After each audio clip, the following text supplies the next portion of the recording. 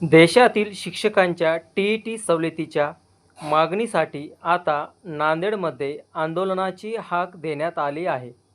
महाराष्ट्र राज्य शिक्षक परिषद प्राथमिक जिल्हा नांदेड यांच्या वतीने शिक्षकांनी मोठ्या संख्येने सहभागी झाले होते. या आंदोलनामध्ये पावसाळी अधिवेशनात विधेयक मंजूर करण्याची मागणी करण्यात आली.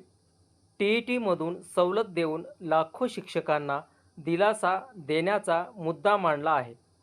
आज रोजी सायंकाळी 5 वाजता जिल्हाधिकारी कार्यालय नांदेड येथे आंदोलन करण्यात आले आहे. शिक्षकांच्या विविध मागणीसाठी आणि न्याय मिळवून देण्यासाठी सर्व शिक्षक बांधव मोठ्या प्रमाणावर उपस्थित होते. हे आंदोलन राज्याध्यक्ष मधुकर उन्हाळे यांच्या नेतृत्वाखाली झाले. संपूर्ण महाराष्ट्रामध्ये अखिल भारतीय राष्ट्रीय शैक्षिक महासंघच्या वतीनं आज महाराष्ट्रामध्ये महाराष्ट्र राज्य शिक्षक परिषद प्राथमिक विभाग या संघटनेकडून देशामध्ये सध्या टीईटीच्या संदर्भामध्ये माननीय सर्वोच्च न्यायालय दिल्ली आणि 29 मे रोजी जो निर्णय दिलेला आहे त्या निर्णयामध्ये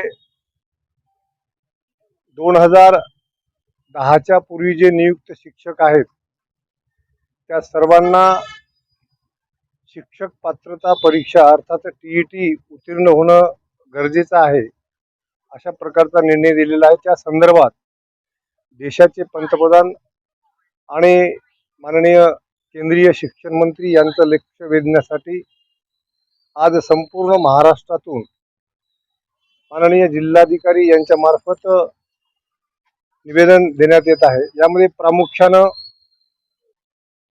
अखिल भारतीय राष्ट्रीय शैक्षिक महासंघाच्या माध्यमातून आमची ही मागणी आहे, ज्या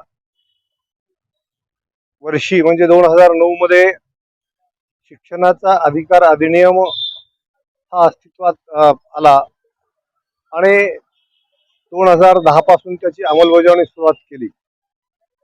महाराष्ट्रानं 13 फेब्रुवारी 2013 रोजी RT ऍक्ट हा लागू केला. त्यामध्ये उल्लेख आहे की शासन निर्णय आहे 13 फेब्रुवारी 2013च्या पूर्वी ज्या ज्या शिक्षकांच्या नियुक्त्या झालेल्या आहेत त्यांना शिक्षक पात्रता परीक्षा अर्थात टीईटी उत्तीर्ण होण्याची आवश्यकता गरज नाही. परंतु नंतर जे काही निर्णय झाले आणि सध्या जो 29 मे रोजी जो मेचा जो माननीय सर्वोच्च न्यायालयाचा निर्णय आला तो शिक्षकावर अन्याय करणारा आहे.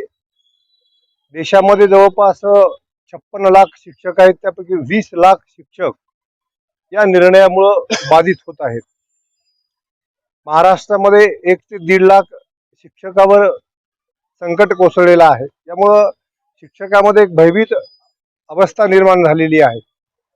म्हणून आम्ही सर्वोच्च न्यायालयाचा निर्णयाचा आदर करतो, परंतु या ठिकाणी आम्हाला नमूद करावयाचं आहे येत्या पावसाळी अधिवेशनामध्ये या संदर्भात संसदेमध्ये कायदा करावा आणि